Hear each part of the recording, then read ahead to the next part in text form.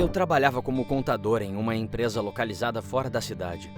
Todos os dias, eu pegava o ônibus às 7 da manhã para chegar ao trabalho. O trajeto era longo e cansativo, mas eu sempre me sentava no meu lugar preferido, perto da janela. Me sentia com sorte por ter aquele espaço onde dava para ver a cidade acordar e começar a funcionar. Olhando pela janela, eu via a multidão correndo para pegar os ônibus e os carros buzinando enquanto se dirigiam ao trabalho. Eu era muito grato por ter um emprego estável e um lugar para ir todos os dias. Mas ao mesmo tempo, eu sentia uma pontada de inveja dos casais felizes que eu via pelas ruas, de braços dados, sorrindo um para o outro. Não queria ficar preso nesses pensamentos, mas às vezes não dava para evitar. Eu ficava perdido, imaginando como seria ter alguém para dividir minha vida e me apoiar. Eu me abalava ainda mais quando eu via aquele casal. Durante o meu trajeto, eu sempre me sentava na mesma janela e, por sorte, tinha uma bela vista para uma grande mansão num bairro nobre da cidade. Lá eu podia ver um casal, aparentemente feliz, sentado na varanda, conversando e rindo juntos. Eles aproveitavam o sol e se beijavam ardentemente. Via o homem segurando a mão da mulher e colocando o braço em volta dela enquanto conversavam. Via o amor em seus olhos, a cumplicidade entre eles. Sempre me sentia atraído pela harmonia e o amor que via no casal. Imaginando como seria viver naquela mansão de luxo e ter aquela vida romântica. Queria muito mesmo encontrar alguém com quem pudesse compartilhar momentos assim. Enquanto via aquele casal, eu sentia inveja e, ao mesmo tempo, uma espécie de esperança. Era comum eu ficar triste quando o ônibus passava pela mansão, como se eu estivesse deixando para trás uma vida melhor.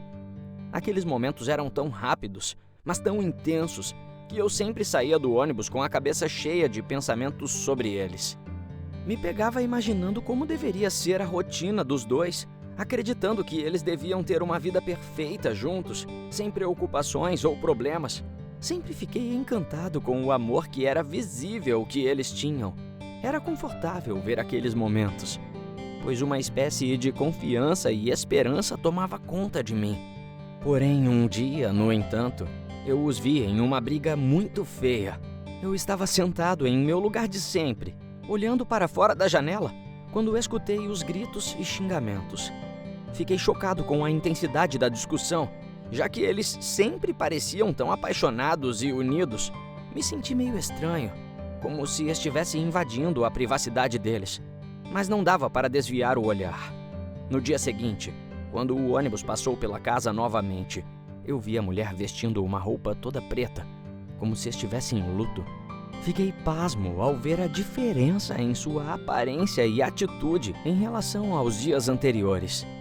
Ela parecia triste, abatida e sozinha. Não conseguia acreditar, mas eu tinha a sensação de que algo estava errado. Senti uma pontada de preocupação no peito e uma vontade de descobrir o que havia acontecido. Aquela briga e a mudança repentina no rosto e na expressão daquela mulher me deixaram intrigado e curioso. Como comecei a vê-la de preto, sentada e chorando todos os dias, fiquei muito preocupado. Eu não podia evitar de questionar o que tinha acontecido com ela e onde estava o marido. Era triste vê-la assim, já que eu costumava pensar que eles eram perfeitamente felizes. Comecei a me sentir cada vez mais angustiado com a situação dela e tinha muita pena de uma mulher tão linda estar para baixo e desolada daquele jeito. Não conseguia imaginar o que ela estava passando e o que tinha acontecido para deixá-la assim tão infeliz. Eu tinha muita curiosidade sobre o que havia acontecido com o marido, pois nunca mais o vi na varanda, mas não sabia como descobrir a verdade. Eu estava impotente, sem saber como ajudá-la. Então, continuei apenas observando pela janela do ônibus. Porém, alguns dias depois, eu estava no meu canto, como de costume, quando ouvi uma conversa entre duas senhoras que se sentaram na minha frente. Elas falavam sobre Júlio, marido daquela mulher que vi chorando nos dias anteriores. Ouvi que ele tinha morrido de ataque cardíaco, mas foi difícil acreditar nisso, já que ele sempre pareceu tão saudável. Júlio era todo fortão, musculoso, parecia ser bem fitness. Já o vi várias vezes fazendo exercícios na varanda. Como poderia ter falecido de algo assim? Tinha alguma coisa errada. Mas ao pensar um pouco mais a respeito, comecei a ficar desconfiado daquela mulher. Pelo que ouvi da conversa das duas senhoras, seu nome era Emily. Eu tinha visto a intensidade da briga entre eles e agora ele estava morto. Morto? Pensei. Não podia deixar de me perguntar se ela tinha alguma coisa a ver com isso. Claro que eu não queria acreditar que alguém tão aparentemente amorosa como essa Emily pudesse ser capaz de algo tão terrível. Porém, não dava para ignorar os pensamentos sombrios que estavam surgindo na minha cabeça. Eu decidi investigar um pouco mais, para tentar descobrir a verdade por trás daquela história. Fiquei pensando em como ajudar a viúva por dias. Eu tinha muita compaixão por ela e queria aliviar sua dor. Então decidi que iria até sua casa e me apresentaria como um vizinho preocupado que queria oferecer ajuda. Olá, me desculpe incomodá-la. Eu disse, mas logo fiquei acanhado, pois não podia acreditar que finalmente estava diante da pessoa que fez parte da minha trajetória, sem mesmo saber que era tão importante para mim. Eu sou o Rafael. Eu moro nesse bairro mais ali afastado.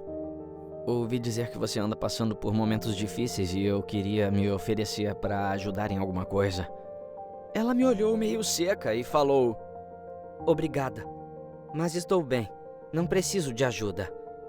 Mas quando já estava fechando a porta, eu disse: Eu entendo, mas parece que você tem estado sozinha ultimamente. E eu queria me certificar de que tudo está bem com você. Eu sou seu vizinho e acho importante cuidarmos uns dos outros. Aprecio sua preocupação, mas, como eu disse, estou bem. Acho que ela estava começando a se irritar comigo naquele momento, mas eu não podia desistir. Fico triste em ver uma pessoa tão encantadora como você passando por momentos assim. Eu queria que você soubesse que estou aqui, se precisar de alguém para conversar ou qualquer outra coisa, ok? Falei, mas não podia imaginar que naquele instante Emily iria começar a chorar. Acho que todo aquele sofrimento veio à tona e ela acabou desabando. Obrigada. Isso é muito gentil da sua parte. Eu estou lidando com a perda do meu marido e às vezes é difícil ficar aqui sozinha sem ele.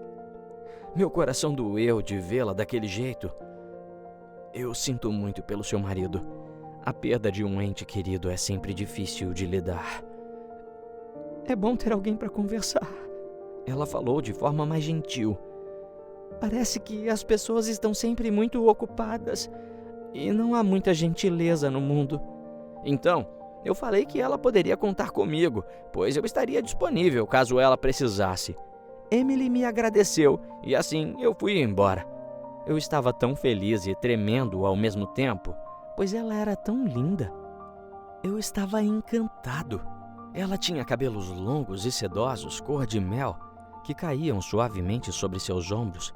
Seus olhos eram de um verde intenso como esmeraldas e brilhavam quando a luz do sol incidia neles. Seu rosto era elegante, com linhas suaves e uma pele macia e brilhante. Ela tinha lábios carnudos e rosados que pareciam convidativos para um beijo. Em seu corpo haviam curvas perfeitas e uma silhueta graciosa. Emily era, sem dúvida, uma das mulheres mais lindas que eu já havia visto. Nos dias seguintes, eu ia à sua casa sempre que tinha oportunidade, levando algum presentinho ou simplesmente conversando com ela. Nós rapidamente nos tornamos amigos e eu sentia que estava ajudando a aliviar sua tristeza. Mas ao mesmo tempo, eu não conseguia esquecer daquela briga que testemunhei entre ela e seu marido. Era como se uma voz em minha cabeça estivesse me alertando, mas eu tentava ignorá-la. Mesmo assim, não conseguia resistir à atração que sentia por ela. Ela era tão doce, tão bondosa, tão diferente de qualquer pessoa que eu já tinha conhecido. Eu estava cada vez mais apaixonado. No entanto, não sabia como lidar com meus sentimentos conflitantes. Um dia, enquanto tomávamos um café juntos, decidi perguntar sobre a briga dos dois.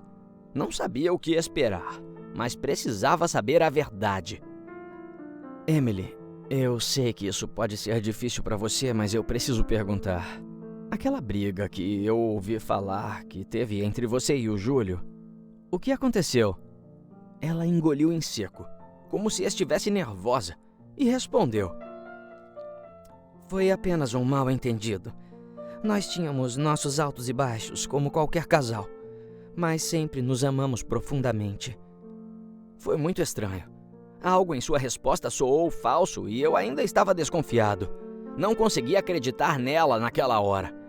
Com o tempo, comecei a notar que Emily era uma pessoa muito gentil e carinhosa, sempre procurando ajudar a quem precisava, e eu não podia resistir à sua beleza interior. Nós estávamos a nos conhecer mais e mais, e percebi que havia algo muito especial entre nós. Começamos a nos encontrar com mais frequência e eu sentia que estávamos cada vez mais próximos. Eu adorava estar perto dela, conversar e ouvir sua risada. Eu adorava ela. Com certeza eu estava me apaixonando cada dia mais por aquela mulher. Um dia, em um de nossos encontros, decidi perguntar a Emily sobre sua vida antes de seu marido morrer. Ela ficou um pouco relutante no começo, mas acabou se abrindo. Disse que eles eram muito apaixonados, mas que às vezes tinham brigas, como todos os casais. Disse que sempre viajaram muito e que estavam pensando em adotar para aumentar a família, já que ela não podia ter filhos. Eu ouvi atentamente cada palavra dela e, embora eu soubesse que tinha alguma coisa errada, eu já estava maravilhado com sua história. Mas logo vinha aquela sensação de desconfiança e eu sentia que havia algo a mais por trás da morte repentina de Júlio. Entretanto, percebi que não podia resistir à atração que sentia por Emily e sabia que ela também sentia o mesmo por mim. Nós começamos a namorar e era como se um sonho se realizasse.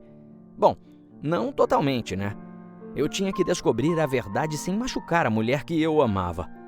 Estava preso entre o meu amor por ela e a necessidade de descobrir o que quer que tivesse acontecido ali. Comecei a frequentar a casa de Emily todos os dias e me acostumei com o luxo e a boa vida que ela me proporcionava. Não podia dizer não às comodidades e à sua hospitalidade. Eu seria muito idiota se fizesse isso. Qualquer um gostaria de estar no meu lugar. A casa dela era enorme e muito bem decorada, com móveis caros e peças de arte nas paredes. Também tinha uma piscina no quintal, onde eu adorava passar as tardes tomando sol e nadando. Minha vida nunca havia sido tão boa. Além disso, minha namorada, Emily, agora eu podia chamá-la assim, sempre preparava jantares incríveis para nós dois, usando ingredientes exóticos que eu nunca tinha visto antes. Eu estava adorando a boa vida e me sentia muito feliz ao lado dela. Só que eu ainda não conseguia esquecer todos os motivos pelos quais eu desconfiava que ela tinha feito algo com o marido. Sempre que conversávamos, ela dava a impressão de que suas palavras eram meio vagas. Não dava para engolir. Não conseguia descobrir se ela era realmente uma pessoa sincera ou se estava escondendo algo de mim. Então comecei a notar pequenos detalhes estranhos, como o fato de que ela nunca mencionava o marido ou o passado dela. Tentei perguntar sobre ele, mas Emily sempre mudava de assunto ou simplesmente fechava a cara. Isso me deixava cada vez mais cismado. Claro que eu ainda amava Emily, mas esse receio estava me consumindo. Eu juro que queria acreditar nela, mas eu tinha medo de descobrir algo que me fizesse mudar de ideia sobre aquela mulher linda e encantadora a qual meu coração pertencia. Porém, ela era muito misteriosa. Então eu decidi investigar mais a fundo. Comecei a fazer algumas perguntas discretas para os vizinhos do bairro e também vasculhei as coisas na casa durante um dia inteiro que ela tinha saído para fazer compras. Foi aí que eu encontrei uma carta escondida na gaveta de cuecas do marido. A carta era de uma mulher chamada Karen, a qual se tratava de uma amante de Júlio e dizia que não aguentava mais esconder o relacionamento, que ela estava grávida e que queria que ele fugisse com ela para criarem seu filho juntos. Isso explicava tudo. Já que ela não podia ter filhos, Ficou profundamente magoada pelo marido querer trocá-la por outra que estava esperando seu bebê. Agora fazia sentido a briga que eu tinha presenciado e a atitude vazia e falsa de Emily em nossas conversas. Fiquei chocado e confuso ao mesmo tempo. Por um lado, eu estava furioso com o Júlio e, por outro, pensava: será que eu tinha me enganado? Será que, na verdade, ele foi embora com a amante e deixou Emily sozinha nessa casa? Mais do que tudo, nesse momento eu queria amar aquela mulher, acolhê-la em meus braços e nunca abandoná-la. Porém, depois veio o outro pensamento. E se foi isso que a fez matar o marido? Eu tinha que descobrir mais sobre essa história. Conversando com pessoas próximas a Emily, que ela tinha me apresentado, descobri que Júlio realmente a traía com várias mulheres diferentes. Era uma justificativa do porquê ela poderia ter tirado sua vida. Só que eu ainda estava dividido entre minha paixão e minha cisma. Queria confrontar minha namorada e descobrir a verdade, mas, ao mesmo tempo, estava com medo do que poderia acontecer. E se eu estiver sendo precipitado sobre tudo e nós terminarmos? E se ela assumir? O que vou fazer? Era só isso que eu pensava. De qualquer forma, eu tinha que tentar. Foi então que, um dia, quando Emily foi ao salão de beleza para ir bem bonita ao nosso jantar de 3 meses de namoro, eu procurei pela casa inteira alguma prova que confirmasse que ela tinha mesmo matado o marido.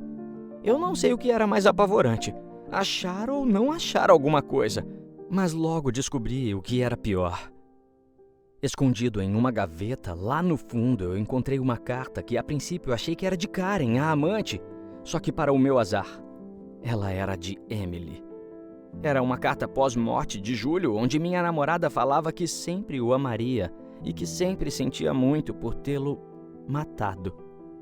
Que se arrependia amargamente e que nunca amaria outro como o amou.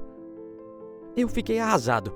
Eu estava apaixonado por uma assassina e nem sabia se o que ela sentia por mim era real ou se era apenas confortável, pois eu estava sempre ali para ela.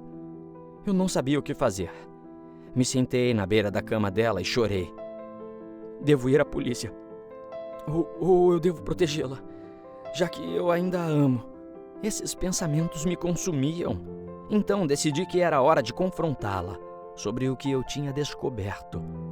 Quando ela chegou em casa, eu estava sentado no sofá e disse: Emily, precisamos conversar.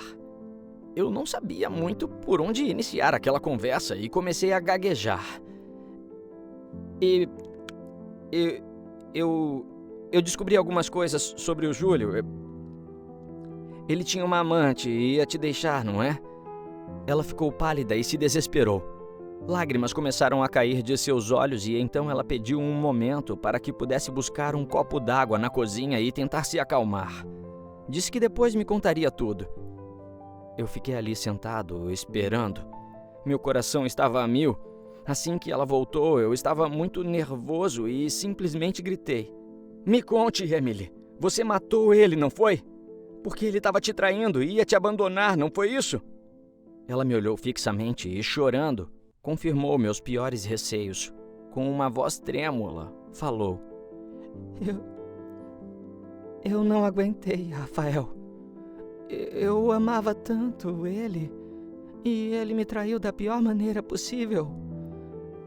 Eu não sei o que me levou a fazer isso, mas eu me arrependo tanto. E agora eu estou presa aqui, sozinha, com todo esse dinheiro e luxo que não significam nada. Fiquei perplexo e sem palavras. Eu estava apaixonado por uma assassina e não sabia como lidar com isso. Naquele momento eu precisei tomar uma decisão difícil. Eu a amava, mas não podia tolerar o que ela tinha feito. Eu devia denunciá-la para a polícia. Eu não sei o que fazer ou pensar, Emily, mas eu preciso ligar para a polícia. Eu te amo, mas eu não posso saber disso e não fazer nada. Falei com os olhos cheios de lágrimas. E, para minha surpresa, ela caiu de joelhos no chão e disse aos prantos: Eu sei, Rafa. Eu sei, realmente eu sou culpada. Eu matei o meu marido porque ele estava me traindo e eu não consegui suportar essa dor. Eu sinto tanto. Eu fiquei sem reação. Eu não sabia se queria entregá-la imediatamente ou se consolava aquela mulher que era dona do meu coração. Então ela me pediu chorando, com a voz mais doce que eu já tinha ouvido. Por favor, meu amor, pode me abraçar só mais uma última vez? Quero sentir o seu amor antes de ir para a prisão. Minhas pernas apenas correram para ela. Nem cheguei a pensar. Apenas queria envolvê-la em meus braços. Eu a abracei, mas uma parte de mim sabia que não deveria fazer isso. Eu a beijei forte como se fosse nossa última vez. E depois, sussurrei em seu ouvido. Eu sempre vou te amar, Emily. E tudo isso me levou a esse momento. Esse infeliz momento. Estou sentindo uma dor aguda na minha barriga. Olhei para baixo agora e estou vendo uma faca cravada em mim. Emily me olha com um olhar frio e sem remorso. Não posso acreditar que isso está acontecendo. Que a pessoa que eu amo é a responsável por isso. Emily, por que você fez isso? Eu pergunto com a voz fraca, mas ela não está respondendo. Estou tentando manter minha consciência, mas está difícil. Eu me sinto muito fraco e essa fraqueza está se espalhando por todo o meu corpo. Eu quero lutar, mas parece que é inútil. Eu estou sentindo uma falta de ar e uma pressão no peito. Socorro! Socorro! Alguém! Por favor, alguém me ajude! Eu quero gritar, mas minha voz não sai. Minha visão começou a escurecer agora e eu tô sentindo muito frio. Muito frio. Eu escuto bem baixinho ela dizendo: Desculpe, Rafael. Eu não queria ter feito isso, mas você não me deixou escolha. Hã? Que ironia morrer nas mãos da pessoa por quem eu tinha tanto amor. Não é mesmo? Meu coração está começando a parar. E tudo ficou escuro agora. Mas meu amor por Emily, o meu amor por Emily sempre será o momento mais lindo da minha vida. O silêncio se espalha e tudo ao meu redor desaparece. Eu estava dirigindo já fazia cerca de 3 horas por uma estrada rural, indo para a casa dos meus avós. Sou enfermeira e minha avó estava muito doente, então me prontifiquei a ajudar. Estava muito animada para revê-la e também visitar meus parentes, quando de repente ouvi um barulho estranho vindo do motor. Eu tentei ignorar, mas logo o carro parou completamente. Estava sozinha, quase sem sinal de telefone e sem saber ao certo onde tinha parado. Senti um misto de medo e frustração. Pensei em todos os compromissos que tinha e me perguntava como iria resolver aquele problema. Tentei ligar o carro novamente, mas ele não funcionou. Então comecei a ficar angustiada com a situação. Era uma tarde ensolarada, mas aquela floresta ao redor de mim deixava o cenário um pouco sombrio. Olhava para a estrada deserta e me questionava se alguém iria aparecer para me ajudar, enquanto tentava encontrar um local com sinal. Graças a Deus, consegui apenas um pontinho de sinal de celular e liguei para o reboque. Disse mais ou menos onde eu estava e ouvi, em meio àquele chiado da ligação, que eles estavam vindo. Depois disso, o sinal acabou e a ligação caiu. Fiquei meio tensa de estar ali sozinha e não tinha ideia de quanto tempo o reboque iria demorar. Então, logo vi um homem se aproximando e senti um alívio. Ele saiu do meio da floresta com roupas simples, como se trabalhasse em uma fazenda. Pensei que finalmente alguém iria me ajudar a sair daquela situação. Mas quando ele se aproximou, comecei a sentir um arrepio na espinha. O homem tinha uma aparência sinistra, com olhos penetrantes e um sorriso forçado. Instantaneamente eu soube que tinha alguma coisa errada com ele. Mesmo assim, eu decidi tentar mantê-lo a uma distância segura de mim e aceitar sua oferta de ajuda. Obrigada por parar para me ajudar. Meu carro quebrou e eu estava desesperada. Falei. Claro, é sempre bom ajudar uma dama em apuros. O que houve com seu carro? Ele disse, se aproximando de mim. Não sei ao certo, mas parece que o motor está com problemas. Eu liguei para o reboque, mas ainda não chegaram. Então o homem falou que iria dar uma olhada, pois talvez poderia me ajudar. Por uma fração de segundo, ele me olhou de cima a baixo e eu tentei recusar. Obrigada, mas eu acho que é melhor esperarmos pelo reboque. Eu não quero atrapalhar sua noite. Não se preocupe, disse ele. Eu adoro mexer com carros. Além disso, é perigoso para uma mulher ficar sozinha aqui na estrada. Completou. Coloquei na cabeça que o homem poderia ser uma boa pessoa e que eu estava o julgando cedo demais apenas porque ele era meio estranho. Então achei que deveria dar um voto de confiança. Bem, se você insiste, obrigada novamente. Não há de quê. Ele abriu o capô do carro e começou a observar. Mexeu ali, mexeu aqui e depois me falou que realmente o motor tinha morrido. Então eu agradeci a ajuda e esperava que ele fosse embora. Foi quando ele se apresentou. Disse que se chamava Larry e perguntou meu nome. Eu respondi. Me chamo Sofia. E aí ele falou. Então, Sofia, por que não vem comigo para um lugar mais seguro enquanto esperamos pelo reboque? E tentou me agarrar.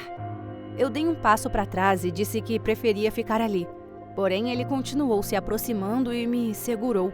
Eu comecei a gritar e espernear, mas o homem conseguiu me imobilizar entre ele e o carro e tentou me beijar. Não, não, me solta! Eu gritava, mas ele não parava. Foi aí que eu consegui uma brecha e dei um chute na sua virilha tão forte que meu próprio joelho doeu. Ele se encurvou e consegui me soltar. Comecei a correr para a floresta enquanto o canalha gritava. Você vai se arrepender disso, sua vagabunda! E começou a tentar correr atrás de mim, mas não conseguia muito por causa da dor.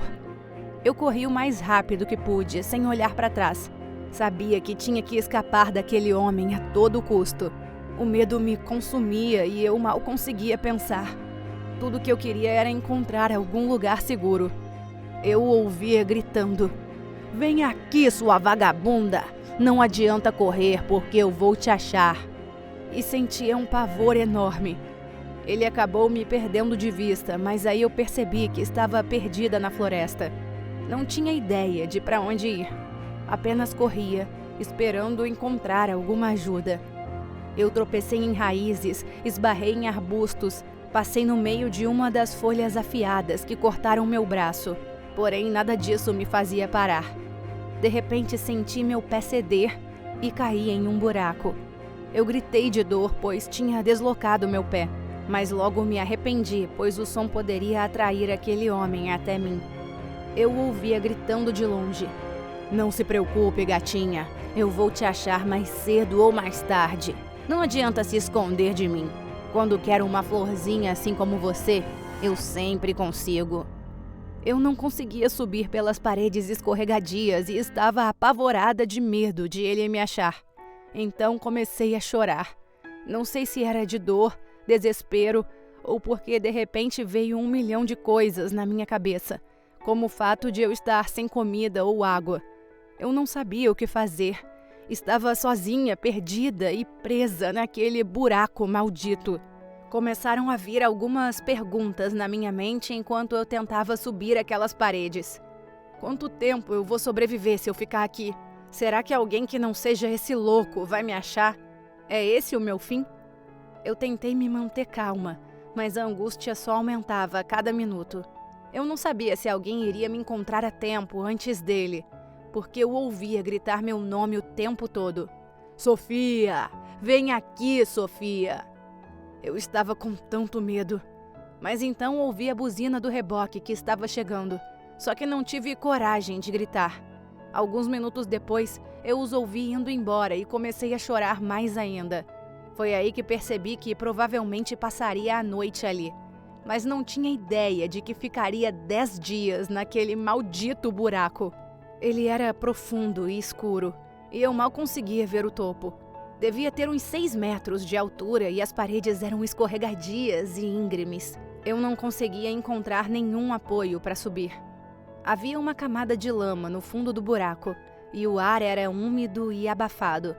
Eu estava encharcada e meus músculos tremiam de tanto ter corrido. Mesmo com dor, eu tentei achar alguma coisa para me apoiar e subir. Mas como meu pé tinha se deslocado, cada vez que eu pisava no chão, uma dor horrível me consumia. A noite chegou e eu já estava presa ali há 2 horas, sozinha, com os meus pensamentos e medos. A escuridão me cercava e eu mal conseguia enxergar minhas mãos à minha frente. Dava para ouvir o barulho daquela floresta sombria e dos insetos que estavam ao meu redor. Além disso, estava extremamente frio. Eu não tinha nada além da minha roupa para me proteger do clima. Me enrolei em minha jaqueta e tentei me manter acordada o máximo que pude para me aquecer. Eu estava com tanto medo de ficar presa ali para sempre, mas tentei me manter positiva. Agradeci a sorte por ter conseguido escapar e por ter encontrado o buraco, mesmo que fosse apenas por acidente. Caso contrário, eu poderia ter tido um destino pior nas mãos daquele maníaco. Logo, mais preocupações ocuparam minha cabeça. Não sabia quanto tempo conseguiria sobreviver sem comida ou água. Eu só conseguia pensar na minha família e nos meus amigos, e em como eles ficariam preocupados comigo. Será que eles vão mandar alguém vir me procurar? Sim, vão sim. Com certeza vão se preocupar quando eu não chegar amanhã lá na casa da avó. Eu pensava, tentando me manter calma. Fazendo uma rápida pausa aqui nessa história, quero te convidar para participar da nossa página. O link está aqui na descrição e lá, além de ouvir as nossas histórias, você também vai receber lindas mensagens. Depois de umas 4 horas naquele lugar, comecei a sentir fome e sede. Sabia que não tinha a menor chance de alguém me achar àquela hora, então eu tinha que aguentar até o dia seguinte. Tentei dormir um pouco, mas sempre acordava com as formigas ou insetos me picando. Eu estava toda coçando, mas teria que aturar. Aquela noite abominável parecia sem fim. No dia seguinte, assim que amanheceu, eu tentei encontrar uma saída. Comecei a ficar desidratada e a fome apertava, mas eu estava determinada a manter minhas esperanças. Você é forte. Você consegue, Sofia. Você vai conseguir. Eu dizia para mim mesma. Meu pé ainda estava inchado e doendo, mas como sou enfermeira, rasguei a barra da minha camiseta e consegui imobilizá-lo com os pedaços de pano. Nos dias seguintes, a fome e a sede se tornaram meus piores inimigos. Eu só tinha insetos ali, e não queria de jeito nenhum ter que comê-los. Mas uma hora eu tive que ceder. Foi horrível. Ai, que nojo! Eca! Eu cuspi. Não queria aquilo na minha boca. Mas já fazia 3 dias que eu não me alimentava e estava muito fraca. Então eu tive que comer. Era tão repulsivo que quase vomitei. Comecei a orar e pedir a Deus para não me deixar morrer naquele lugar pavoroso. Eu senti tanta sede que minha boca começou a rachar. Senhor, por favor, eu não quero morrer sozinha. Por favor, não me deixe aqui. Eu nunca fui muito religiosa, mas acho que o desespero faz milagres com a gente. Por favor, Deus, se tiver misericórdia, por favor. E então começou a chover. Eu chorei de alegria e ao mesmo tempo em que eu tomava a água da chuva, eu agradecia aos céus. Mas essa alegria durou pouco, pois não chovia o tempo todo. Eu tinha que aproveitar os pequenos momentos onde eu conseguia encher minhas mãos de água e me hidratar. Mas aos poucos eu fui me adaptando. Eu comecei a coletar a água da chuva com algumas folhas que caíam lá de fora das árvores e também caçava insetos para me alimentar. Obviamente eu não os achava nada apetitosos, mas era o que tinha. Comecei a procurar por raízes e pequenos frutos na parede do buraco, mas a maioria estava fora do meu alcance. Foi uma luta constante para encontrar comida e água suficientes para eu sobreviver. Quando ficou 2 dias sem chover, eu fiquei tão desesperada que cheguei a chorar as lágrimas que já não tinha. Continuava me lamentando e pedindo força a Deus. Assim que meu pé melhorou, eu também tentei encontrar uma saída. Escalei as paredes do buraco para ver se havia alguma maneira de sair, mas sempre caía de volta. Também tentei gritar, mas minha voz era abafada pelas paredes e pelos galhos que estavam na entrada do buraco. Os dias passaram e eu comecei a ficar com muito tédio. O desânimo tomou conta de mim. Eu passava horas olhando para o céu, esperando por um sinal de socorro, mas nada acontecia. Eu vou morrer aqui? Sério? Fiz tudo certinho na vida para acabar morrendo num lugar nojento que nem esse? Pensei. Eu comecei a perder a esperança de ser encontrada e fiquei com muita saudade da minha família. Mas eu não podia desistir. Eu também passei horas pensando nas coisas boas da minha vida e nas pessoas que eu amava. Isso me mantinha motivada e me dava forças para continuar.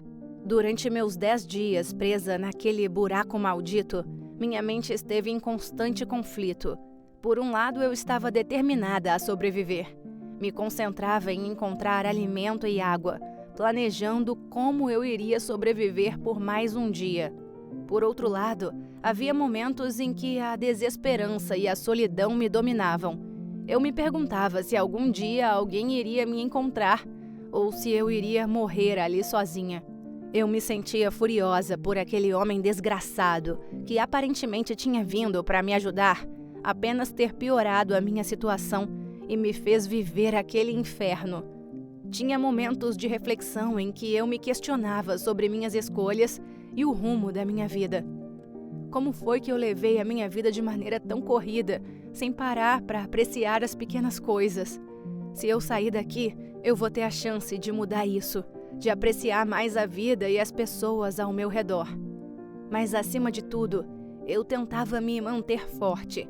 Eu repetia para mim mesma dezenas de vezes: eu tenho que sobreviver, eu não posso desistir. Eu sabia que era a única pessoa que podia me ajudar a sair dali.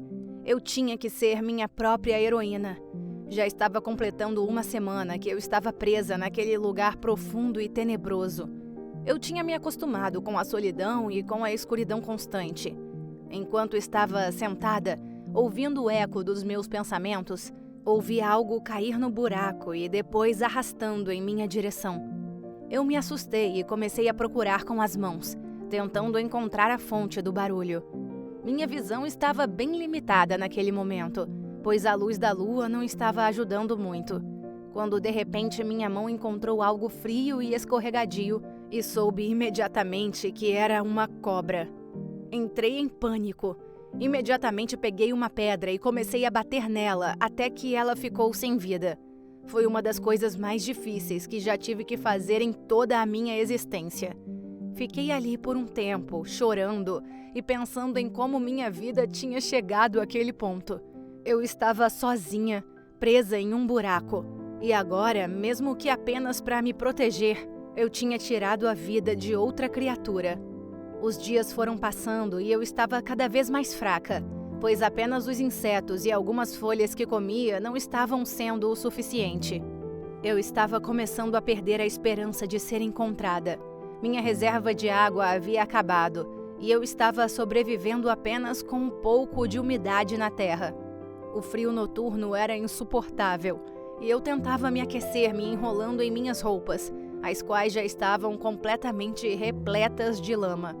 No 9º dia, a chuva começou a cair com mais intensidade e eu aproveitei para armazenar água nas folhas das árvores que eu tinha deixado ali como uma concha. Comi mais uma vez aqueles bichos nojentos e aí comecei a pensar que seria mesmo o meu fim, pois mesmo tentando manter viva a esperança de alguém me encontrar, estava cada vez mais difícil acreditar nisso. Mas foi no 10º dia que tudo mudou. Era noite e estava chovendo. Eu não via absolutamente nada, já que aquela escuridão me envolvia. Eu estava dormindo quando escutei vozes e barulhos vindos de cima. Abri meus olhos e vi luzes passando lá do lado de fora. Aqui! Aqui! Socorro! Eu estou aqui! Comecei a gritar e bater na parede. esperando que alguém me ouvisse. Mas até eu conseguia perceber que o som da minha voz quase não chegava até o topo por causa daqueles musgos, folhas e galhos que tinham na parede e na entrada do buraco. Eu gritei milhões de vezes até que fiquei sem voz. De repente, ouvi alguém gritando meu nome acima de mim. Sofia, ela está aqui! Venham rápido, meu Deus, ela está aqui! Era uma equipe de resgate. Eu fiquei surpresa e com lágrimas nos olhos. Comecei a gritar mais alto ainda. Estou aqui!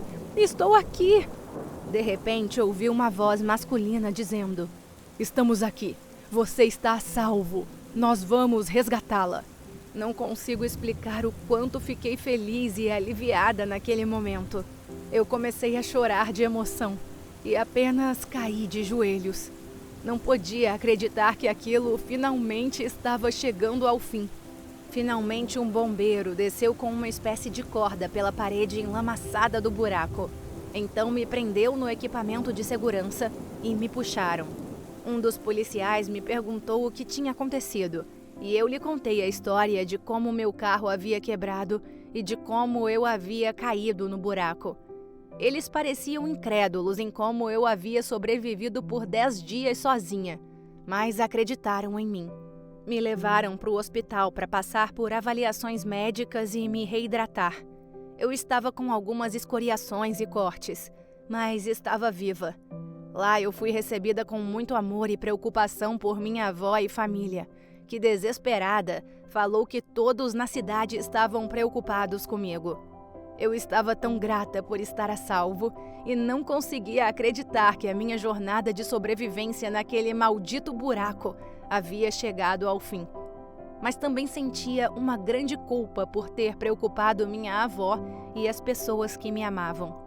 No dia seguinte, foi uma sensação incrível sentir o sol em meu rosto após tanto tempo na escuridão. Comecei a chorar de alívio e gratidão.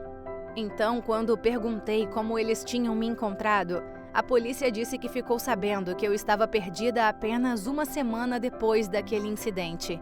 O dono do reboque procurou a polícia dizendo que ninguém havia aparecido para buscar o meu carro e que o homem que o deixou lá era muito estranho. Na hora eu soube que era aquele desgraçado do Larry. A polícia continuou a dizer que 2 dias depois foram até a casa da minha avó e lá descobriram que eu não havia chegado. Minha família já havia notificado meu desaparecimento na polícia, mas como morava em outra cidade, não se tratavam dos mesmos que mais tarde fizeram a busca na floresta. Então, os policiais que foram até minha avó começaram a investigar e coletar informações sobre mim. Depois disso, foram até o local onde meu carro havia sido rebocado e iniciaram a busca. Eles começaram a procurar em áreas próximas e assim descobriram aquele buraco em que eu estava presa. Contei a eles sobre Larry e prenderam aquele desgraçado. Ele era um maníaco de uma fazenda daquela região que já tinha passagem pela polícia por assédio. Desde que fui resgatada, tenho passado muito tempo refletindo sobre tudo o que aconteceu. Passei 10 dias lá embaixo, lutando para sobreviver. E essa jornada mudou a forma como eu vejo a vida agora. Eu comecei a dar valor às coisas mais simples, como a luz do sol, água fresca e comida quente. Também aprendi a valorizar mais as pessoas que amo, como a minha avó, meus amigos, minha família, e a passar mais tempo com eles. Tive muitos traumas e por isso comecei a praticar meditação e yoga para controlar meu estresse e ansiedade. Mas aprendi principalmente a ter coragem e força interior. Me reconectei com Deus e sei que posso superar qualquer obstáculo se eu mantiver a minha fé. Além disso, percebi que devo apreciar cada momento e não levar a vida como garantida, pois não sabemos o que o futuro nos reserva. Enfim, essa experiência foi difícil, mas eu cresci como pessoa e aprendi lições valiosas que levarei comigo para sempre. Era 1942, durante a Segunda Guerra Mundial, e a Alemanha estava no auge do regime nazista. Um soldado alemão chamado Franz estava servindo na Polônia e foi designado para acompanhar uma equipe de homens que estavam realizando o que chamavam de limpeza na cidade. o que significava remover os judeus para campos de concentração. Numa aldeia próxima dali, morava Isaac, um judeu que trabalhava como comerciante. Ele tinha uma pequena loja de artigos diversos e era conhecido por sua honestidade e integridade.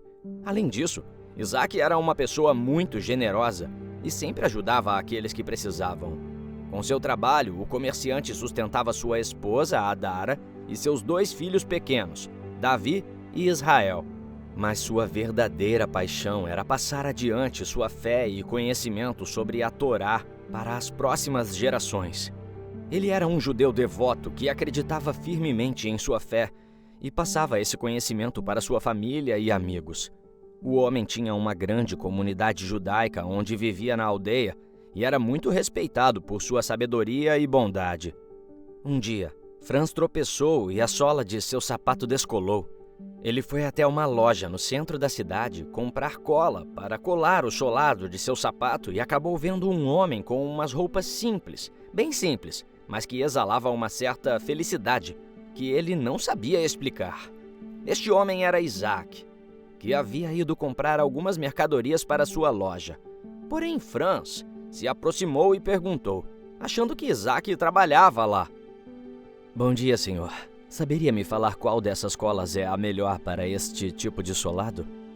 O comerciante disse que não era funcionário, mas que poderia ajudá-lo. Explicou tudo direitinho para o soldado e foi tão gentil que Franz ficou realmente feliz por ver alguém tão educado e bem-humorado como ele. Naquela época de conflitos e sofrimento, Franz convivia muito com pessoas ruins, negativas e maldosas. Ter tido contato com alguém que transpirava certa paz e felicidade era muito bom para variar, pois o soldado não era como os outros. Ele era jovem, forte e corajoso, mas também era diferente de muitos de seus colegas soldados. Franz acreditava que todos mereciam respeito e justiça, independentemente de sua raça ou religião. Ele foi criado em uma família alemã trabalhadora, onde valores como lealdade, coragem e honestidade eram ensinados e praticados diariamente. Desde cedo foi ensinado a ver além das diferenças e a tratar a todos com respeito e igualdade. Isso foi reforçado pelos seus pais, que o incentivaram a questionar qualquer coisa quando ele visse algo errado. Quando Franz ingressou na Wehrmacht, as forças armadas da Alemanha nazista, manteve esses valores, apesar de ser confrontado com crenças e ideologias conflitantes naquela época. Ele se tornou um soldado leal e corajoso, sempre disposto a arriscar sua própria vida para proteger seus colegas e os inocentes. Era conhecido por sua bondade e compaixão e frequentemente fazia pequenos gestos para ajudar aqueles ao seu redor, seja compartilhando sua comida ou escutando os problemas de alguém, já que muitos dos outros soldados também não queriam estar ali. Então, quando Franz conheceu Isaac naquele dia na loja, gostou da sua simpatia e conversaram bastante. No início, eles eram estranhos um ao outro, mas logo descobriram que tinham muito em comum. Isaac o convidou para visitar sua loja e conhecer sua família. "Venha até minha casa. Você é nosso convidado para jantar hoje." Mesmo recusando de início, Franz foi ao jantar, pois Isaac foi muito insistente. Quando chegou até a casa do comerciante, só aí percebeu que estava no meio de judeus. Mas isso não o incomodou. Adara, os filhos Davi e Israel e os pais do comerciante, que também moravam com eles, se apresentaram. O soldado ficou encantado, principalmente com as crianças. Franz era jovem, tinha apenas 25 anos, mas queria ter uma família e, vendo o que Isaac tinha, se alegrou pelo amigo. Foi uma noite muito boa. Todos jantaram.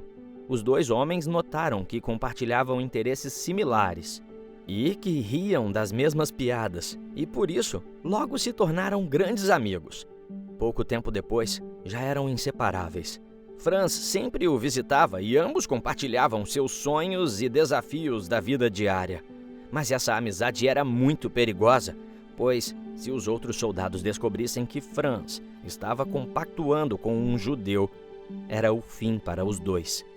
Franz mostrou essa preocupação para Isaac, Mas o comerciante disse: nada nesse mundo está em nossas mãos. É o Senhor que permite ou não que as coisas aconteçam. Não vou deixar de ser seu amigo por causa de uma ideologia que claramente não é fundamentada em nada. Você é como eu, bondoso, e por isso é muito bem-vindo aqui. Essas palavras confirmavam mais ainda o que o jovem soldado sempre acreditou: que ninguém deveria ser condenado por suas crenças ou por ter diferentes culturas ou ideais. Franz odiava aquela guerra. Entretanto, nenhum deles poderia imaginar o terrível futuro que os aguardava, pois à medida que a opressão dos nazistas aumentava, a amizade entre Franz e Isaac enfrentava uma série de desafios. Isaac e sua família agora estavam em constante perigo e Franz sabia que precisava fazer algo para ajudá-los, já que as tropas logo encontrariam a aldeia do amigo. Ele pensou em diversas maneiras de fazer com que os soldados de Wehrmacht não encontrassem aquele lugar, mas infelizmente não conseguiu. Então, um dia de madrugada, Isaac e sua família estavam em casa dormindo quando ouviram de repente o barulho das forças armadas. Eles começaram a tirar todos à força de suas casas e os moradores daquela aldeia acabaram sendo presos pelos nazistas, que os acusaram de ser judeus e de praticar atividades subversivas que perturbavam a paz e eram contra os ideais dos alemães. Eles foram levados para um campo de concentração em Auschwitz, onde era um local sombrio e aterrorizante. As pessoas eram tratadas com crueldade e negligência, vivendo em condições insalubres e subnutridas. Muitos eram submetidos a experimentos médicos brutalmente invasivos, enquanto outros a trabalhos forçados até a exaustão. As cenas de violência e brutalidade naquele lugar pavoroso eram frequentes, incluindo execuções diárias e tortura. O campo era governado por guardas desumanos, sem nenhum tipo de piedade ou compaixão pelos prisioneiros. E para os judeus presos lá, era uma luta constante pela sobrevivência e uma busca por esperança e dignidade. Isaac e sua família, de imediato, foram separados, pois mulheres e crianças eram grupos minoritários, o que fazia com que os soldados ou as descartassem logo de cara ou arrumassem funções de condições extremamente precárias para elas. Já os pais do judeu tiveram um destino pior. Foram levados à força para as câmaras de gás, pois para os nazistas, eles eram peso morto, já que se tratavam de idosos. Não! Não! Gritou o pobre judeu. Não levem meus pais, por favor! Isaac não conseguiu nem dar um último abraço em seus pais. A única imagem que ficou em sua memória foi o rosto de sua mãe apavorada e seu pai sendo arrastado para a morte. Assim que levaram os velhinhos para a câmara, os guardas cretinos passaram gargalhando por onde estava Isaac, fazendo o pobre ter a certeza do que havia acontecido. Seus pais já estavam sem vida. Isaac, que já estava catatônico, começou a chorar inconsolavelmente, assim como muitos dos que estavam ali.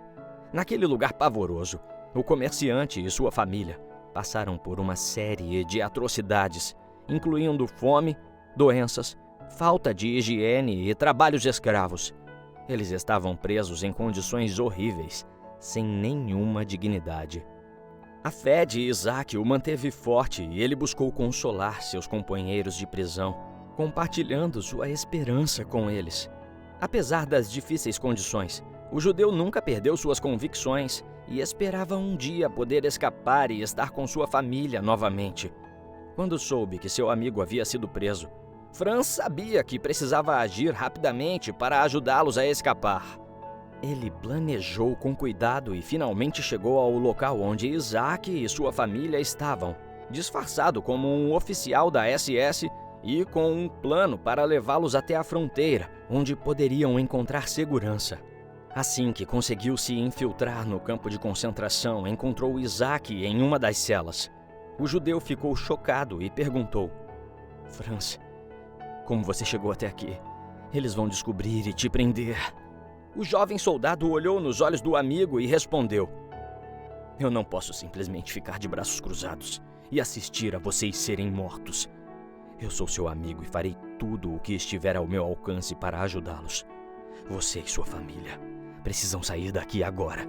Eu tenho um plano para levá-los até a fronteira. Vamos. Isaac estava assustado, mas sabia que tinha que confiar em seu amigo. Como você fará isso, Franz? Eles vão nos pegar. Perguntou ele. Não se preocupe, amigo. Eu sou um soldado e sei como lidar com essas situações. Confie em mim. Respondeu Franz, sorrindo. Com muita coragem e astúcia, o jovem começou a colocar seu plano de libertar Isaac em prática.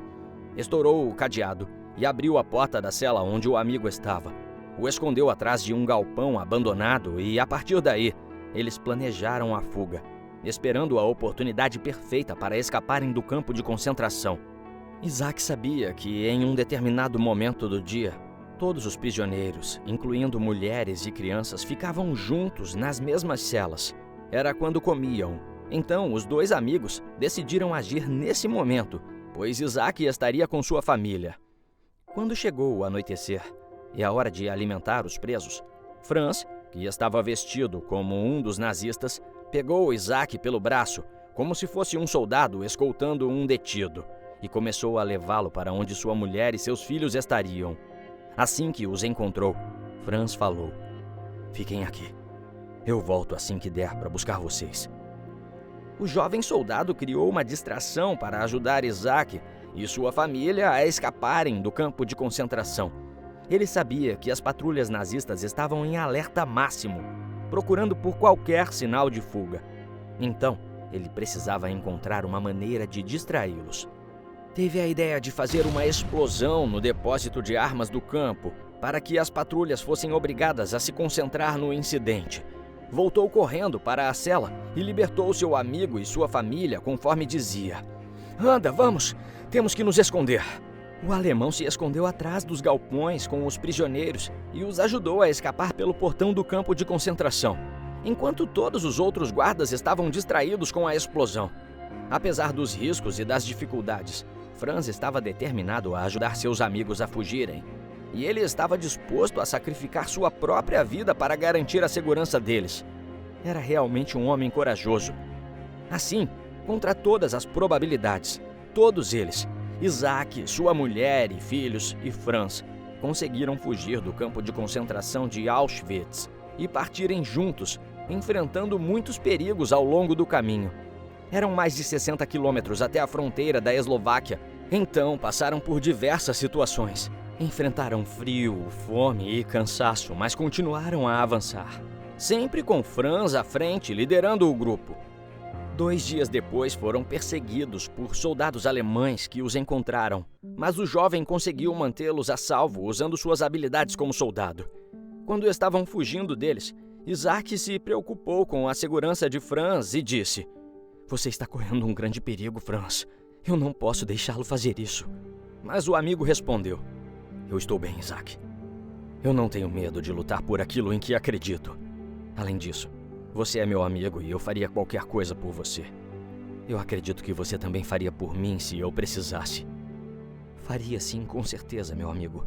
Você é meu irmão," falou o judeu emocionado. A amizade dos dois era genuína e sempre baseada em seus valores inabaláveis. Aquele grupo, que era um tanto quanto improvável, estava lutando para sobreviver. As crianças, Davi e Israel, ainda eram pequenas. Tinham 10 e 8 anos, mas ainda assim viam aquele bravo soldado os protegendo e se esforçaram para aguentar aquela adversidade. Davi, em um momento em que pararam na floresta para descansarem, chegou no jovem e disse: "Quando eu crescer, eu quero ser como você, forte e corajoso." Aquilo amoleceu o coração do soldado e Isaac se alegrou. "Sim, filho. Ele é realmente muito corajoso. E também é o melhor homem que já conheci." Franz se sentiu muito acolhido por aquela família.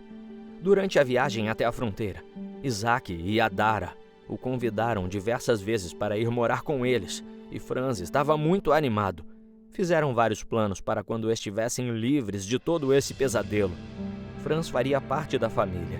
Montariam um negócio e comprariam uma casa para morarem todos juntos. Estavam eufóricos e a esperança os fazia prosseguir por entre aquele caminho tortuoso em que estavam. O frio congelava as extremidades como as pontas dos dedos, nariz e orelha. Mas eles estavam lá, seguindo adiante. Até que, finalmente, quando eles chegaram à fronteira, um grupo de soldados nazistas os interceptou. Todos começaram a correr desesperadamente. Franz se colocou na frente de Isaac e sua família e iria os proteger com sua vida se fosse preciso. Isaac, você e sua família precisam fugir agora. Não temos mais tempo, disse Franz ofegante. O judeu ficou paralisado, sem saber o que fazer. Ele não queria abandonar seu amigo. Vai, Isaac. Não desperdice sua vida por minha causa. Eu quero que você e sua família sejam livres e vivam felizes. Isso é o que importa. Eu os encontrarei lá, disse o soldado com uma expressão de paz no rosto. Isaac estava com o coração doendo nesse instante. Não sabia mesmo o que fazer. Mas só quando Franz deu um grito dizendo: "Anda, Isaac! Vai logo!", que o comerciante voltou a si e ia começar a correr. Sua mulher e seus filhos já estavam na frente, mas no momento em que o judeu ia deixar seu amigo, os nazistas dispararam uma bala que acertou em cheio o tórax do alemão. "Não!", gritou Isaac correndo em direção ao amigo. O jovem alemão caiu de joelhos no chão, todo ensanguentado. Ele lutou bravamente contra os soldados, mas acabou sendo gravemente ferido e estava perdendo muito sangue. Isaac tentou ajudá-lo, mas Franz sabia que não havia mais nada a ser feito. Vai, amigo. Saia daqui. Saia", falou Franz meio fraco. "Eu não vou deixar você", disse o judeu tentando levantar o jovem soldado. "Anda, se levanta, eu te carrego." Franz pediu para que ele parasse de tentar, pois não chegaria com vida até a fronteira, e completou: Você tem que proteger sua família. Vai logo. Os nazistas estão chegando." Com lágrimas nos olhos, o judeu finalmente compreendeu o verdadeiro significado da amizade e do amor. Ele beijou a mão do jovem e se despediu dele com tristeza, mas também com gratidão. "Obrigado, meu amigo. Eu nunca esquecerei. Nunca esquecerei sua coragem e amizade. Adeus, meu irmão." E aos prantos, Isaac correu para sua família, sem olhar para trás. Mas uma parte de seu coração estava ficando ali. Franz, mesmo com as feridas e muito fraco, se levantou e continuou lutando, protegendo o amigo enquanto eles corriam para a segurança. No entanto, ele acabou caindo no chão exausto e gravemente ferido. O jovem alemão olhou para Isaac e sua família, que estavam seguros agora, do outro lado da fronteira, e sorriu com satisfação. Antes de fechar os olhos pela última vez e vendo que os soldados não iriam parar de perseguir seu amigo, ele tirou o pino de uma granada e ficou esperando os nazistas se aproximarem. E assim, o judeu ouviu uma grande explosão. Olhou para trás e caiu de joelhos ao ver que tudo tinha se acabado. Ele chorou desconsoladamente pela perda de seu melhor amigo. Isaac e sua família escaparam com segurança, mas Franz não sobreviveu.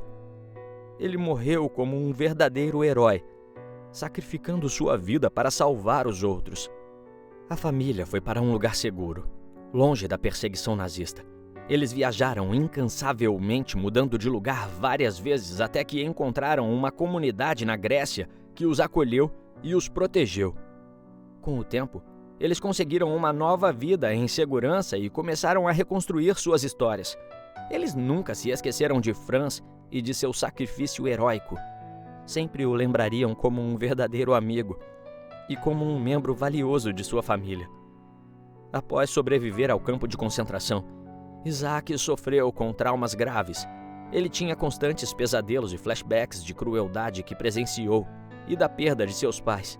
Muitas vezes ele acordava gritando ou chorando. Isaac também se sentia culpado por ter sobrevivido enquanto seus entes queridos e seu amigo Franz não tiveram o mesmo destino. Mas, mesmo em sua morte, Franz continuou a inspirar a amizade e a coragem, deixando para trás um legado de amor e determinação. Isaac e sua família escaparam com segurança, graças a ele, e continuaram a se lembrar do jovem soldado com amor e gratidão pelo resto de suas vidas. Eles contaram sua história a seus filhos e netos, passando adiante a mensagem de que a amizade e a coragem podem superar qualquer adversidade e que o amor é mais forte que o ódio. E se você se emocionou com essa história, com certeza o próximo vídeo que está aparecendo na sua tela vai te emocionar também. Então não se esqueça de se inscrever no canal, deixar o seu gostei e ativar o sininho das notificações para não perder nenhuma das nossas próximas histórias. Um beijo grande e até a próxima história.